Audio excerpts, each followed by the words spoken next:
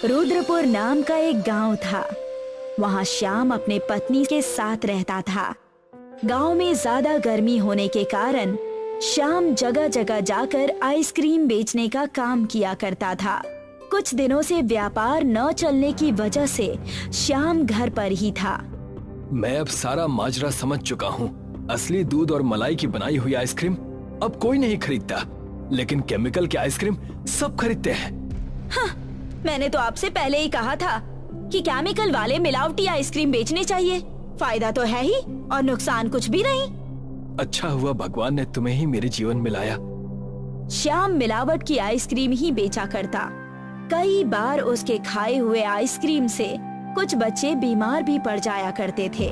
हर school चौराहे पर ठेला लगाकर श्याम आइसक्रीम बेचने का काम किया करता था। आ जाओ बच्चों, आइसक्रीम ले जाओ। आ जाओ आ जाओ आ जाओ, बिल्कुल स्वादिष्ट और बिल्कुल अच्छे।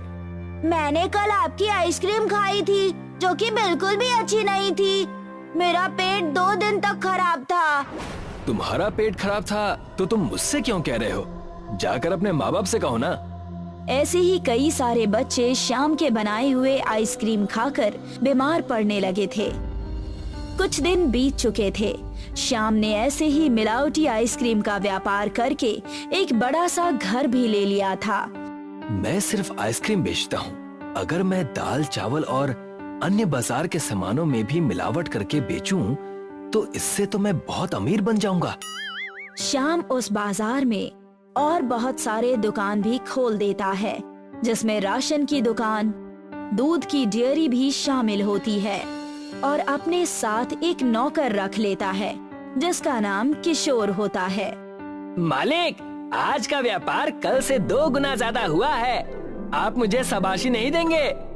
कल ही तो हमने दुकान खोली है, आज दूसरा दिन है और तुम्हें अभी से शाबाशी चाहिए? जाओ जाकर काम करो। उतने में ही वहाँ एक औरत आ जाती है और कहने लगती है, अरे श्याम भैया, मैंने सुना है कि आपने आइसक्रीम के साथ साथ और भी कई अन्य दुकानें खोल ली है। आपको उन सब दुकानों की बहुत बहुत बधाई। बस अब आप थोड़े शुद्ध चीजें बेचा कीजिए ना, वरना आपको ये भारी पड़ सकता है। तुम मुझे मत सिखाओ क्या करना है क्या नहीं, मैं सब कुछ कर लूंगा। श्याम सबसे झगड़ा कर लिया करता और अपने मन की मनमानी ही किया करता था। गर्मियों का समय आ गया था। बच्चे बूढ़े सब आइसक्रीम बड़े चाव से खाने लगे थे। तब श्याम ने अपने नौकर किशोर से कहा, गर्मी का मौसम आ गया है, अब हमें आइसक्रीम के व्यापार में और मिलावट करनी चाहिए। और मैं तो एक केमिकल के बारे में भी जानता हूँ जो हूबहू दूध जैसा दिखता है। हाँ, लेकिन थोड़ा बहुत हानिकारक होगा, लेकिन उससे मुझे क्या, मुझे तो पैसे कमाने से मतलब है। मालिक, आपको नहीं लगता कि ये थोड़ा ज्यादा हो जाएगा? अब अगर हम इतना ज्यादा मिलावट का सामान बेचेंगे तो कहीं फंस न जाएं। तुम उसकी चिंता मत करो, मेरी पहुंच बहुत ऊपर तक है। रिश्वत देकर हम फिर से छूट जाएंगे और कुछ नहीं होगा। श्याम ऐसे ही मिलावट के आइसक्रीम बेचने लगा। एक बार श्याम ने अपने मिलावट के आइसक्रीम पूरे स्कूल के बच्चों को बेच दिया, जिसे खाकर सारे बच्चे बीमार पड़ गए। श्याम पैसे कमाकर बहुत खुश था। दूसरी तरफ यमराज और चित्रगुप्त फिर से पृथ्वी के भ्रमण के लिए निकल चुके थे। उन्होंने अपनी दिव्य दृष्टि से श्याम को पैसे गिनते हुए देख लिया और तब चित्रगुप्त ने यमराज जी से कहा, देखा महाराज, ये कैसे पैसे गिन रहा है। हमें भी धरती पर गए हुए समय हो चुका है। लगता है एक बार फिर से धरती का भ्रमण करना ही पड़ेगा। क्यों ना अगला चक्कर रुद्रपुर का हो। उन गरीब बेसहारा बच्चों को हमारी जरूरत भी है और श्याम को सबक भी सिखाना है। अब जब आपने विचार बना ही लिया है तो क्यों ना हम अभी चले। इस बार मैं एक बहुत बड़ी आइसक्रीम फैक्ट्री का मालिक बनूंगा और तुम मेरे नौकर। मैं तो हमेशा आपका नौकर ही बनता आया हूँ, लेकिन अगली बार कुछ और बनूंगा। और वैसा ही हुआ। यमराज और चित्रगुप्त दोनों ही रुद्रपुर में चले गए। यमराज और चित्रगुप्त वहाँ पर बस गए थे। उन्हें बसे कुछ ही दिन हुए थे। कि उन्होंने अपना व्यापार वहाँ पर बहुत बड़ा और बहुत अच्छा बना लिया था। यमराज का बोलबाला पूरे रुद्रपुर में हो गया था। सब वहीं से आइसक्रीम लेकर खाने लगे थे। ये बात जब श्याम और किशोर को पता चली तब कौन है ये लोग जो हमसे आगे निकल गए? मैं इनसे मिलना चाहता हूँ। मैंने उनके बारे में पता करने की कोशिश की, लेकिन उनके बारे में कुछ खास जानकारी मिली नहीं। श्याम उनसे मिलने के लिए यमराज के बड़े से घर में चला गया, जहाँ चित्रगुप्त ने उसका स्वागत किया और कहने लगा, आइए आइए, हम आपका ही इंतजार कर रहे थे। मेरा इंतजार? लेकिन तुम मुझे जानते भी हो। हमें सब पता है, आप आकर महाराज से मिलिए। जरूर, मैं अभी आया। श्याम जाकर यमराज से मिलता है और तब यमराज उससे कहते हैं, मैंने तुम्हारी आइसक्रीम खाकर देखी, मेरे पेट में दर्द होने लगा। इतना मिलावट क्यों कर रहे हो? वो दरअसल पैसे कमाने के लिए। मैं जो करता हूँ जैसा हूँ सामने बोल देता हूँ। लेकिन मैंने आपकी भी आइसक्रीम खाकर देखी, मुझे वो बहुत पसंद आई। क्या आप मुझे ये आइसक्रीम बनाने का तरीका बता सकते हैं प्लीज? मैं भी ऐसी ही आइसक्रीम बनाकर बेचूंगा, जिससे दुनिया का सबसे बड़ा अमीर बन जाऊंगा। अरे थम जाओ, ठहर जाओ, इतनी भी क्या जल्दी है? लेकिन मैं कैसे भरोसा करूं कि तुम अच्छी आइसक्रीम बनाकर बेचोगे?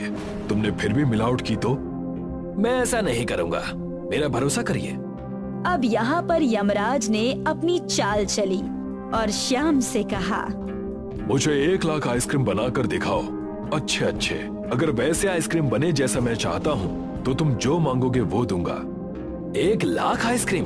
मैं ये करने के लिए तैयार हूँ, चाहे इसके लिए मेरा घर क्यों ना बिक जाए।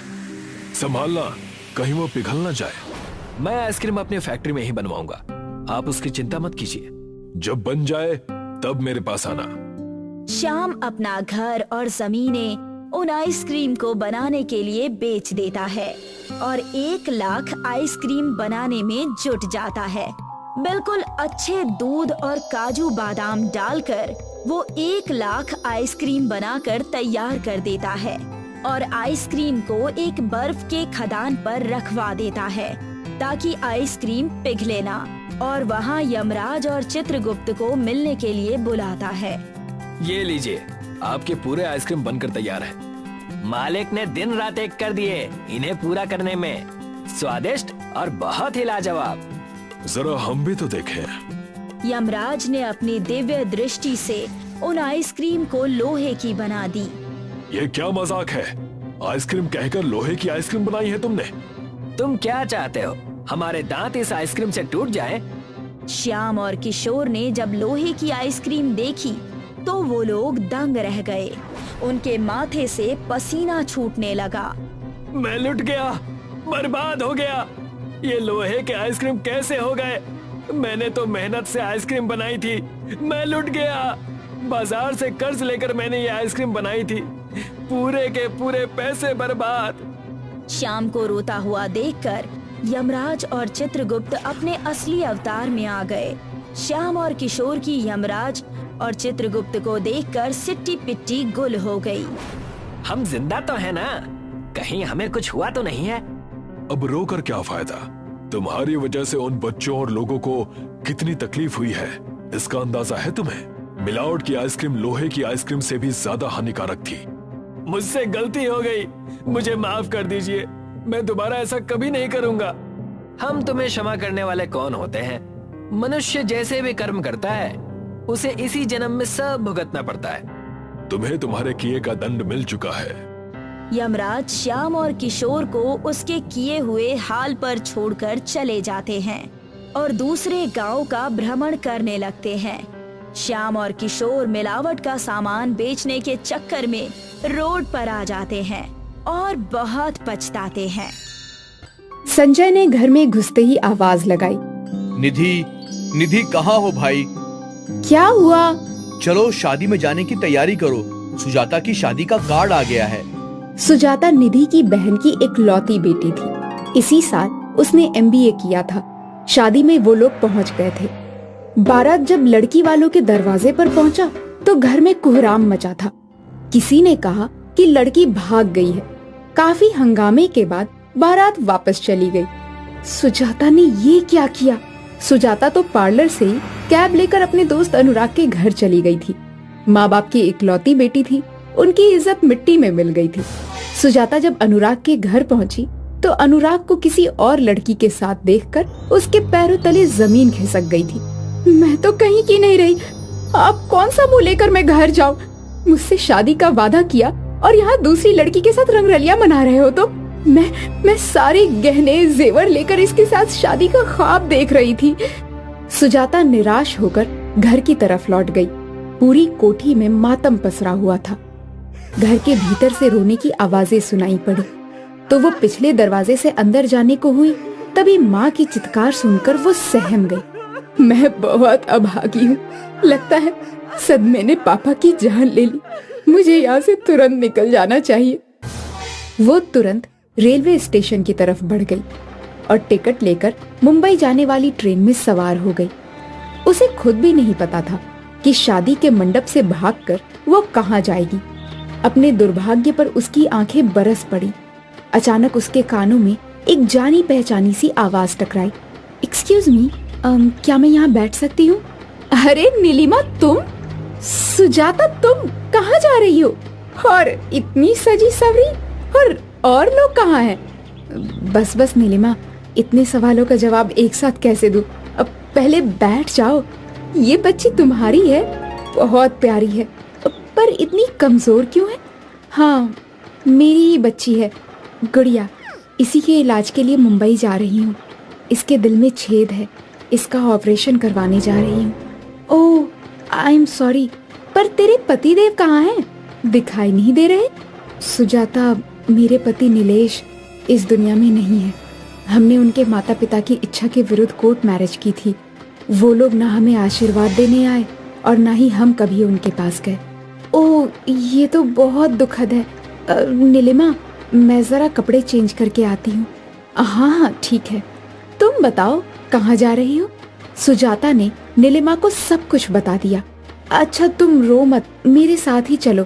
मेरे ससुर जी बहुत रईस आदमी हैं, उनके कई कारखाने हैं, कहीं ना कहीं तुम्हें काम मिल ही जाएगा। ओह थैंक्स नीलिमा, मैंने MBA किया है इसी साल।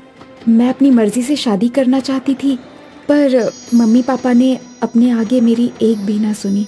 मजबूर होकर मुझे घर से भागना पड़ा, पर शायद मम्मी पापा सही थे। सुजाता की आंखों से आंसू गिरने लगे थे। गाड़ी तेज रफ्तार से आगे बढ़ रही थी। सुजाता, रोना बंद करो। मैं भी पहली बार ही ससुराल जा रही हूँ। जब मेरे ससुर जी ने नीलेश के मरने की खबर सुनी तो उनका सारा गुस्सा पानी हो गया। उन लोगों ने तो मुझे और मेरी बच्ची को देखा भी नहीं है। उन लोगों ने ही मुझे ये पत्र लिखकर बुलाया है। नीलिमा ने पत्र उसके हाथ में पकड़ा दिया। पत्र पढ़कर सुजाता ने उसे दे दिया। बहुत देर तक बातें करते करते दोनों अपनी सीट पर ही सो गई। सुजाता की आंखों से नींद गायब हो चुकी थी। गाड़ी मुंबई पहुंचने ही वाली थी कि तभी अचानक एक धमाका हुआ और ट्रेन थरथराती हुई पटरियों से उतर गई। चारों तरफ अफरा तफरी मच गई थी। पूरे डब्बे में चीख पुकार मच गई थी। सुजाता ने बच्ची को गोद में उठा लिया, पर नीलिमा नीचे गिर पड़ी थी। उसके माथे से खून की धाराएं बह रही थी। अचानक डब्बे में बहुत सारे बचाव कर्मी आ गए घायलों को ले जाने के लिए। मेरी नीलिमा को बचा लो। वो उसका कुछ सामान और अपना बैग उठाकर बच्ची के साथ नीचे उतर गई थी। सुजाता, मेरी एक मदद कर दो। मैं शायद जिंदगी और मौत से जूझ रही हूँ। मेरे पास समय नहीं है। प्लीज मेरी बच्ची को उसके दादा दादी के पास पहुँचा देना और तुम उसकी माँ बनकर ही जाना। वो मुझे नहीं पहचानते हैं। नीलिमा की आंखें बंद हो गई थी। सुजाता की रोते रोते हिंचकियां बंध गई थी। अब मैं क्या करूं? नीलिमा को छोड़कर कैसे जाऊं? तभी कुछ लोग आए और नीलिमा का निर्जीव शरीर उठाकर ले जाने लगे। आपकी परिचित है ये? नहीं, मैं नहीं जानती। उसने गुड़िया को सीने में जोर से भींच लिया और बाहर निकलकर टैक्सी में बैठकर मुंबई में नीलिमा के बताए पते पर पहुंच गई। घर क्या, वो तो पूरी हवेली थी। नीलेश के पिता राय साहब ने उसे देखते ही कहा, आओ बेटी नीलिमा, हमें माफ कर दो। हमसे बहुत बड़ी गलती हो गई जो हमने इतने दिनों तक अपने बच्चों से दूरी बनाकर रखी, ऊपर वाले ने हमें उसकी सजा दे दी है। नीलेश की माँ मालती देवी ने उसे गले लगा लिया और कहा, अल्लाह, बच्ची को मुझे दे दो। रदिया, नीलिमा भाभी का सामान नीलेश के कमरे में रख दो। भाभी को उनका कमरा दिखा दो, चलो। सुजाता इस नए परिवेश में बहुत ही असहज महसूस कर रही थी, पर कठपुतली की तरह सब कुछ करती रही। कमरे में गई तो नीलेश की तस्वीर के सामने खड़ी होकर फूट फूट कर रो पड़ी। आप मुझे माफ कर दीजिए, मैं आपको नहीं जानती, पर आपकी बच्ची के लिए और अपने ठिकाने के लिए मुझे आपकी विधवा का रूप धारण करना पड़ रहा है। नीलिमा की भी यही इच्छा थी। सुजाता ने वहां आने से पहले ही नीलिमा की अटैची में से अपने लिए एक सफेद साड़ी निकालकर पहन ली थी। मैं कुंवारी विधवा बनकर इस घर में कब तक रह पाऊंगी? जब इस झूठ का पर्दाफाश होगा तो क्या मुंह दिखाऊंगी? ये सोचते ही उसका कलेजा मुंह को आ गया। तभी दरवाजे की कुंडी खटकी। सामने मालती देवी को देखकर उसने उन्हें कमरे में आने के लिए कहा। हमने जब टीवी में समाचार सुना था कि मुंबई आने वाली ट्रेन पटरी से उतर गई है तो सारी उम्मीदें खत्म हो गई थी, पर तुम्हें देखकर नया जीवन मिल गया। चलो खाना खाकर आराम कर लो, सुबह डॉक्टर के यहाँ भी जाना है गुड़िया को दिखाने। गुड़िया तो अपने दादाजी के साथ खूब मस्ती कर रही है। जी माँ जी। सुजाता खा पीकर सोई तो बहुत देर तक नींद ही नहीं आई। दूसरे दिन जब डॉक्टर के पास गई तो डॉक्टर ने गुड़िया का चेकअप करके ऑपरेशन की डेट दे दी। ये बच्ची ठीक हो जाए तो मैं इन लोगों को सारी सच्चाई बता दूंगी। कुछ दिनों में ही वो घर उसे अपना सा लगने लगा था। राय साहब भी उसको बहुत मानते थे। उसने सास ससुर दोनों का ही दिल जीत लिया था। कुछ महीनों बाद गुड़िया का ऑपरेशन हो गया। अब वो स्वस्थ हो गई थी। उसको वहां रहते हुए 1 साल होने को आया। बाबूजी के साथ वो फैक्ट्री भी जाने लगी थी। अब समय आ गया है कि मैं इन लोगों को सच्चाई बता दूं। किसी इंसान को कब तक धोखे में रख सकती हूँ मैं? यही सोचकर वो सास के कमरे की तरफ बढ़ गई। तभी सास की आवाज उसकी कानों में पड़ी। मैं इतनी बड़ी बात कैसे कह सकती हूँ? अगर वो नहीं मानी तो? एक बार कहकर तो देखो। उसकी मर्जी के बिना हम कुछ नहीं कर सकते। देव ने खुद ही मुझसे उसके साथ शादी के लिए प्रस्ताव रखा है। वो नीलेश का दोस्त है। सुजाता ने सुना तो उसकी आंखों से आंसू आ गए। वो तुरंत अंदर चली गई। बाबूजी, माँ जी, मुझे आप दोनों से कुछ कहना है। बोलो बेटी। गुड़िया भी अब पूरी तरह से स्वस्थ हो गई है। आप लोगों को मैं धोखा नहीं देना चाहती थी, पर क्या? बोलो। सुजाता ने शुरू से लेकर अंत तक सारी बात बता दी। सब कुछ सुनने के बाद, बेटी, ये तुम्हारा बहुत बड़ा बलिदान है। तुमने हम लोगों को ऐसे समय में सहारा दिया जब हम बिल्कुल बेसहारा हो चुके थे। एक तरफ नीलेश की मौत और दूसरी तरफ नीलिमा की मौत का समाचार सुनकर शायद हम दोनों टूट ही जाते, पर तुम्हारे इस झूठ ने हमें जीवन दान दिया है। ये सच है बेटी। इतने दिनों तक तुम हमारे घर में कुंवारी विधवा बहू बनकर रही। अब हम तुम्हारी शादी करके अपने हाथों से विदा करेंगे। सुजाता ने दोनों के पैर छूकर आशीर्वाद लिया। उसकी शादी देव से हो गई। उसका जीवन खुशियों से भर गया था और अब वो सुहागन थी। शीतल अपने मम्मी पापा के साथ गांव में रहती थी। उसके चाचा चाची शहर में रहते थे। गांव में कोई कॉलेज न होने के कारण शीतल के चाचा कालू ने उसका एडमिशन अपनी बेटी अंजलि के साथ शहर में एक अच्छे कॉलेज में करवा दिया था।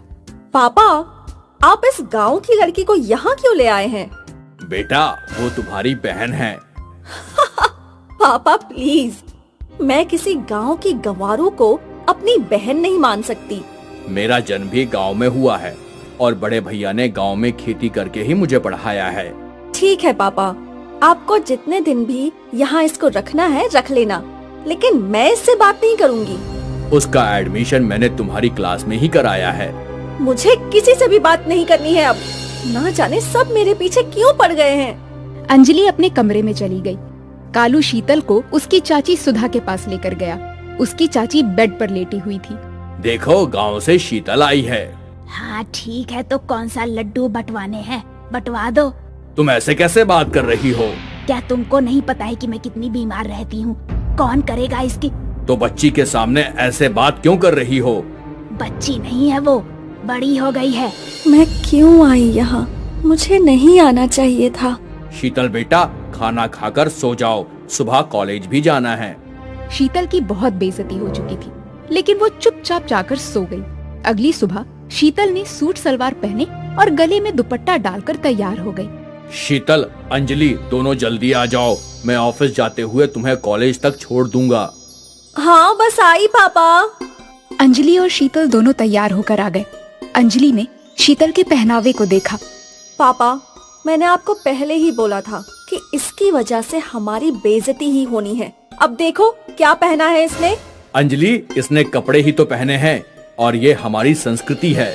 पहले दिन में ही इस गवार ने पापा की सोच बदलनी शुरू कर दी। अब देखना, मेरी सारी आजादी छिन जाएगी और ये आदर्श बन जाएगी। अंजलि, सुबह सुबह मूड मत खराब करो मेरा। कालू दोनों को कॉलेज छोड़ आया। कॉलेज में अंजलि की फ्रेंड उसका इंतजार कर रही थी। अंजलि, आज तूने नई दोस्त बनाई है। अच्छा मजाक करती हो तुम भी। कोई नई फ्रेंड नहीं है क्या? इसकी औकात भी है क्या मेरी फ्रेंड बनने की? फिर तुमसे इतना क्यों चिपक रही है ये? तुम सभी तो जानते ही हो कि मेरे पापा चैरिटी करते हैं, तो ये हमारी नौकरानी की बेटी है और अब हमारे घर काम करती है, इसलिए इसका भी एडमिशन यहाँ हो गया है। यार अंजलि, अपना स्टैंडर्ड मेंटेन कर और इसको दूर रहने के लिए बोल, वरना हम भी तुझसे बात नहीं करेंगे। हाँ, मैं इससे दूर रहूंगी। ओए, तू अब ध्यान से सुन, मेरे आसपास भी मत दिख जाना। मेरी कुछ इज्जत है इस कॉलेज में। मेरे पापा एक बड़ी कंपनी चलाते हैं। अंजलि और उसके दोस्त शीतल का मजाक बनाकर वहाँ से चले गए। शीतल ने कोई जवाब नहीं दिया। एक दिन क्लास में सीनियर एक फंक्शन की अनाउंसमेंट करने आए। हेलो गाइस, कॉलेज में मिस ब्यूटी का कंपटीशन होने जा रहा है। जिसको भी पार्टिसिपेट करना है हमसे आकर कांटेक्ट कर ले। हमारी क्लास में एक मिस ब्यूटी है, उसका सिलेक्शन पक्का हो जाएगा। अच्छा, कौन है? शीतल है इस कॉलेज की मिस ब्यूटी। शीतल, खड़ी हो जा। शीतल शर्माते हुए खड़ी हो गई। एटलीस्ट तुम्हारी क्लास में कोई जोकर तो है। सूट सलवार दुपट्टा पहनकर और बालों में इतना सारा ऑयल लगाकर कॉलेज आती है। तभी तो मैं बोल रही हूँ कि इस बार की मिस ब्यूटी शीतल ही है। हाँ, मैं तो सोच रहा हूँ कि इसको अभी अवार्ड दे दूँ। पूरी क्लास के स्टूडेंट शीतल पर हंसने लगे। सबने उसका बहुत मजाक उड़ाया, लेकिन शीतल मुंह लटकाए खड़ी रही। सुधा और अंजलि शीतल के घर पर नौकरानी वाला व्यवहार करने लगे। एक दिन अंजलि ने अपना क्लास अपने फ्रेंड के साथ बंक किया। अंजलि और उसके फ्रेंड ने ड्रिंक की हुई थी। कार की स्पीड तेज थी। उन दोनों का एक्सीडेंट हो गया। शीतल को भी इसकी खबर मिली और वो हॉस्पिटल पहुंच गई। अंजलि को ब्लड की बहुत जरूरत है। इसका ब्लड ग्रुप रेयर है। डॉक्टर साहब, मेरा ब्लड ग्रुप यही है। शीतल ने अंजलि को ब्लड दिया। तब तक वहाँ कालू और सुधा भी पहुँच चुके थे। अंजलि और उस लड़के को होश आ गया है। तुम दोनों उनसे जाकर मिल सकते हो। तीनों जल्दी से अंजलि के पास पहुँचे। कैसी है मेरी बेटी? क्या हो गया है तुझे? मम्मी, पापा, जब से ये शीतल पनौती हमारे घर में आई है ना, मेरे साथ कुछ भी अच्छा नहीं हो रहा है। नहीं अंजलि, तू कुछ नहीं जानती। शीतल या उसकी मम्मी पापा स्वार्थी नहीं है। आज तुम्हारे अंदर खून शीतल का है। हमारी थाली में रोटी शीतल के घर से आती है और ये जो भी सोसाइटी में हमारी इज्जत है वो सब शीतल के पापा के पसीने की कमाई से ही है। क्या पापा? हाँ, बड़े भैया ने तुम दोनों से ये बात ना बताने को कहा था। जब मैं छोटा था तो भैया ने कमाकर मुझे पढ़ाया, शहर भेजा। जब मुझे कहीं नौकरी नहीं मिल रही थी तब भैया ने अपनी जमीन बेचकर सारे पैसे मुझे दे दिए, जिससे मैंने बिजनेस शुरू किया और आज शीतल ने तुम्हें ब्लड दिया है। कालू जोर जोर से रोता है। मुझे माफ कर दो शीतल बेटा, मैंने तुम्हें यहाँ लाकर गलती की। इन लोगों ने तुम्हारे साथ अच्छा व्यवहार नहीं किया, मुझे माफ कर दो। कोई बात नहीं चाचा जी, मुझे बिल्कुल भी बुरा नहीं लगा। मुझे माफ कर दे बेटा। शीतल, मुझे आज समझ आया कि किसी के गांव, शहर या पहनावे से कुछ नहीं होता है। एक अच्छा दिल होना जरूरी है। मुझे माफ कर दो मेरी बहन। क्या तुम मुझे माफ कर पाओगी? तुम इतनी टेंशन क्यों ले रही हो? मैं तुमसे नाराज नहीं हूँ। चलो अब जल्दी से ठीक हो जाओ, फिर कॉलेज भी जाना है। अंजलि ठीक हो गई। अंजलि ने सभी को बताया कि शीतल उसकी बहन है और वो अब साथ साथ रहने लगी थी।